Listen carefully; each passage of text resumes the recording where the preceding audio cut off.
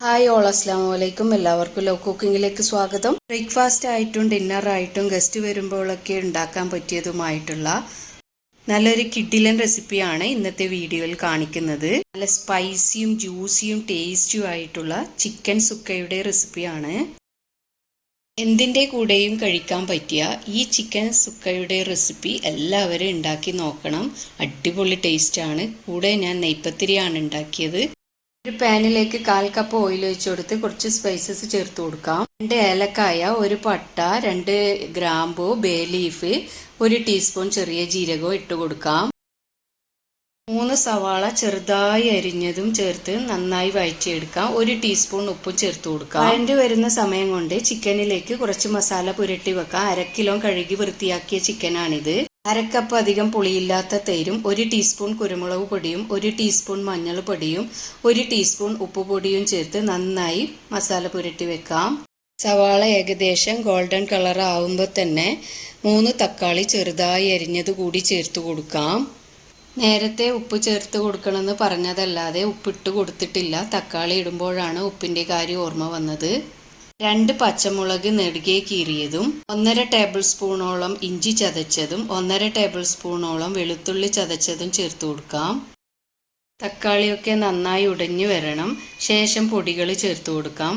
1/2 table spoon മല്ലിപ്പൊടിയും, 1 teaspoon കുരുമുളക് പൊടിയും, 1/2 ടീസ്പൂൺ മഞ്ഞൾപ്പൊടിയും, 1/2 ടീസ്പൂൺ ഗരം മസാല പൗഡറും, 3 ടേബിൾ സ്പൂൺ മുളക് പൊടിയും കൂടി ചേർത്ത് കൊടുക്കാം.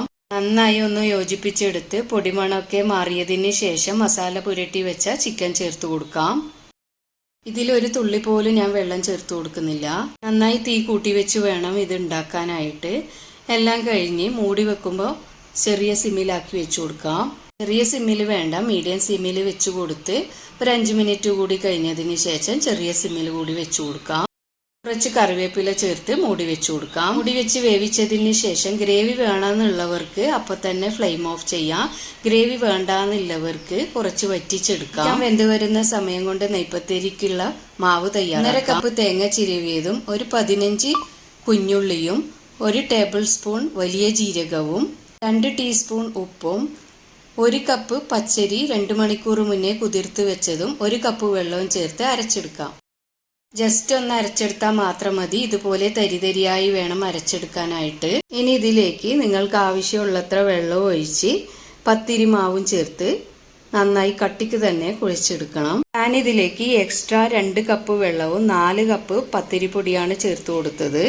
നല്ല സോഫ്റ്റും കട്ടിയായിട്ടുള്ള മാവാക്കി എടുത്തിട്ടുണ്ട്. ഇനി ഇതുപോലെ ബോൾസാക്കി എടുത്ത് വെക്കാം. എന്നാൽ പിന്നെ പ്രസ്സിൽ അമർത്തി കഴിഞ്ഞാൽ വേഗം നെയ്പത്തിരി ഉണ്ടാക്കാം. അപ്പോഴത്തേക്കും നമ്മുടെ ചിക്കൻ സുക്ക റെഡിയായി വന്നിട്ടുണ്ട്. നല്ല കുറുകിയ ചാറോട് കൂടി കിട്ടിയിട്ടുണ്ട്. ഇനി ചെറുതായി എരിഞ്ഞ മല്ലിയിലയോട് ചേർത്ത് ഫ്ലെയിം ഓഫ് ചെയ്ത് മൂടി വെക്കാം. ഇനി നെയ്പത്തിരി ഉണ്ടാക്കാനായിട്ട് എണ്ണ ചൂടാക്കാൻ വെച്ചിട്ടുണ്ട്. ഓരോ ബോൾസും പ്രസ്സിലമർത്തി നല്ല റൗണ്ട് ഷേപ്പിലാക്കി എടുത്തത് ചൂടായ എണ്ണയിൽ ഇട്ട് കൊടുക്കാം. നല്ല ബോൾസായി പൊങ്ങി വരും. തിരിച്ചും മറിച്ചും ഇട്ട് കൊടുത്ത് എണ്ണയിൽ നിന്നും കോരി മാറ്റാം. നല്ല ക്രിസ്പി ആയിട്ടുള്ള നെയ്പത്തിരിയാണ്. ഈ റെസിപ്പി വെച്ച് എല്ലാവരും തന്നെ ഉണ്ടാക്കി നോക്കി ഫീഡ്ബാക്ക് അറിയിക്കണം. വീഡിയോ ഇഷ്ടമായാൽ ലൈക്ക് ചെയ്യണം, ഷെയർ ചെയ്യണം, സബ്സ്ക്രൈബ് കൂടി ചെയ്യണം. ഇൻഷാ അല്ലാഹ് മറ്റൊരു റെസിപ്പിയുമായി വീണ്ടും കാണാം.